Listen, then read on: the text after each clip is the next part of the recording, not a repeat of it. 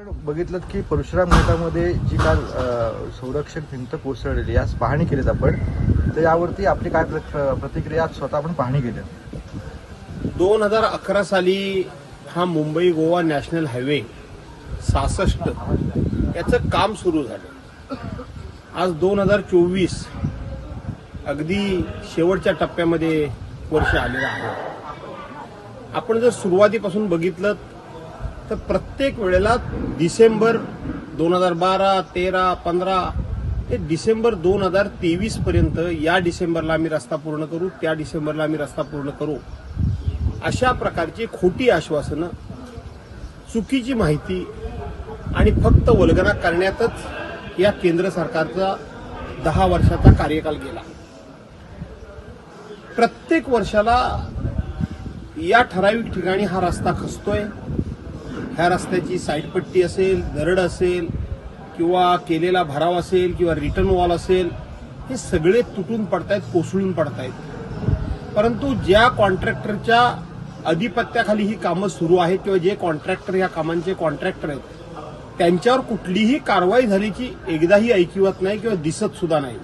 Oasis फर्टिलिटीच्या तज्ज्ञांनी IVF उपचार पद्धतीद्वारे 1 लाखांहून अधिक जोडप्यांना मातृत्व प्राप्तीचा आनंद दिला आहे.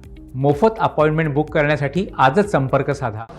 चिपळूणचा बहादूर शेखचा एवढा मोठा पूल कोसळला, खूप मोठी दुर्घटना होता टळली. हीच परशुराम घाटाची अनेक वेळेला लँडस्लायडिंग ज्याला म्हणतो, दरड कोसळणं, हे सातत्यानं सुरू आहे. परंतु कॉन्ट्रॅक्टरवर यत्किंचितही कुठल्याही प्रकारची कारवाई होत नाही. हे कॉन्ट्रॅक्टर सरकारची जावई आहेत की काय? का ह्यांच्यावर कारवाई होत नाही?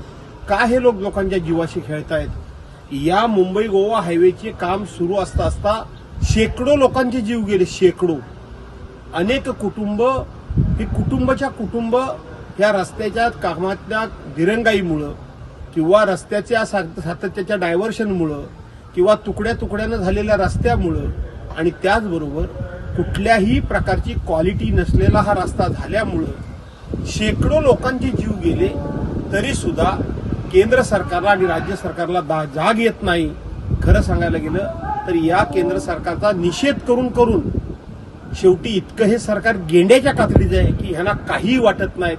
अशा पद्धतीचे हे कुठल्याही प्रकारची भावना नसलेले, भावना शून्य सरकार आहे. शेखर, तुमची मागणी काय? संबंधित ठेकेदारावरती कारवाई करणार? 100% संबंधित ठेकेदारांवर कारवाई करायला पाहिजे. सातत्यानं एकच काम पुन्हा कसं ते त्या ठिकाणी अशा पद्धतीनं नादुरुस्त होतं, पुन्हा अशा प्रकारची दरड कशी काय कोसळू शकते? आणि म्हणून मी स्वतः सकाळी पाहणी केली. तुम्ही बघाल तर त्याला जी संरक्षण भिंत घातलेली होती, ही संरक्षण भिंत वरच्यावर अधांतरी होती. त्यांनी त्या ठिकाणी काळ्या दगडाचं पिचिंग केलेलं होतं. ते काळ्या दगडाचं पिचिंग केवळ मातीचा भराव केला होता आणि मातीच्या भरावावर वरती फक्त नाममात्र दगड ठेवण्याचं काम केलं होतं. असं तकलादू काम या घाटामध्ये होतंय. सातत्याने याच स्पॉटवर लँडस्लायडिंग होतंय, तरी सुद्धा परमनंट उपाययोजना होत नाहीत. त्यामुळे याला सरकारही जबाबदार आहे आणि ठेकेदारही जबाबदार आहे. ठेकेदारावर सुद्धा कठोर कारवाई करण्याची आवश्यकता आहे. शेठ, एकंदरीत आपण पाहिलं तर सध्या रामदास कदम यांनी सुनील तटकरेंवरती परवा एक उल्लेख केला की ही लंगोट देखील माझ्यामुळे निवडून आली आणि सध्या जे काही वितुष्ट निर्माण झालेलं आहे युतीमध्ये, तर त्या संदर्भात काय आपलं मत आहे? असं आहे की रामदास कदमांचं मी परवांचं वरळीमधलं त्यांचं ते काय वर्धापन दिनाचं भाषण पूर्णपणे ऐकलं. त्यांनी दिलेल्या काही मुलाखती मी ऐकल्या. रामदास भाईनं मला धन्यवाद दिले पाहिजेत. मी त्यांना कधी धन्यवाद देत नाही, पण आज मला धन्यवाद दिले पाहिजेत की रामदास भाईसारखा निर्भीड नेता आज महायुतीमध्ये आहे. आणि म्हणून त्यांनी तिथे भारतीय जनता पार्टीचं पाप हे उघडपणे मांडण्याचं त्या ठिकाणी त्यांनी धाडस दाखवलं. एकनाथ शिंदेचं नेतृत्व किती तकलादू आहे. त्यांनी आपल्या लोकसभेच्या जागा निवडून आलेल्या कशा सोडल्या. भारतीय जनता पार्टीनं 2 महिन्यापूर्वी त्यांचे उमेदवार जाहीर केले आणि एकनाथ शिंदेचे उमेदवार जाहीर करायला उशीर लावला. त्यामुळे त्यांचे उमेदवार काही खासदारकीपासून मुकले. हे सांगण्याचं धाडस फक्त रामदास भाईच करू शकतात.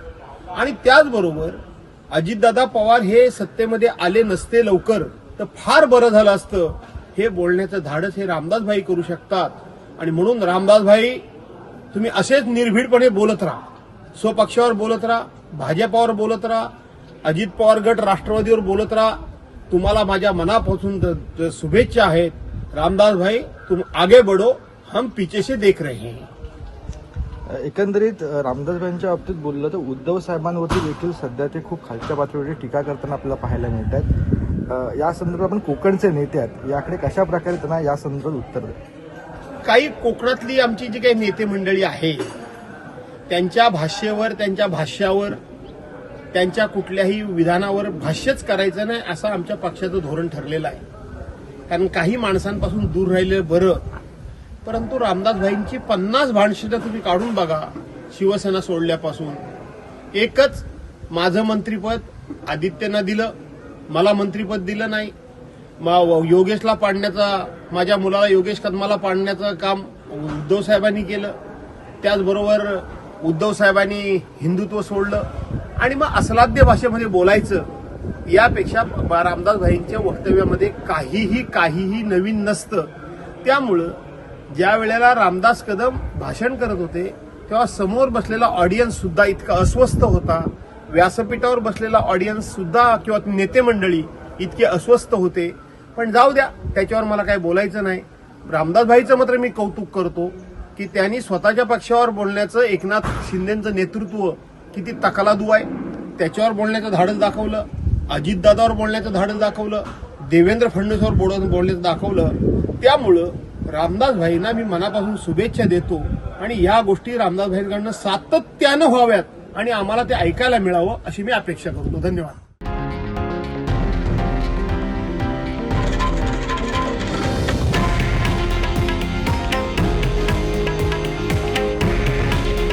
हे आहे देशातील नंबर 1 न्यूज नेटवर्क आणि आपण पाहत आहात TV9 मराठी. काळजी तुमची, हित महाराष्ट्राचं.